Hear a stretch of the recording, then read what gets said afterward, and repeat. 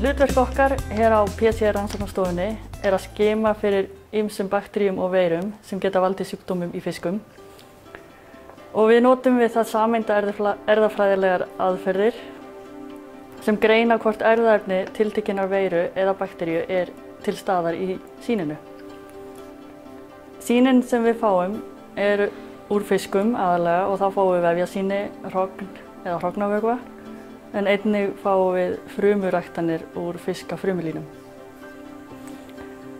Erfðaefnið er einangrað úr sýnunum og er keyrt í rauntíma PCR-tækjum sem magna upp erfðaefni veirunnar eða bakteríunnar sem verið er að skima fyrir. Þessi starfsemi hjá okkur byrjaði árið 2011. Það var vegna útflutnings á hrognum til fiskeldis í heiminum. Ísland er með sérstöðu vegna góðrar sjúkdómsstöðu í fiskeldi hér.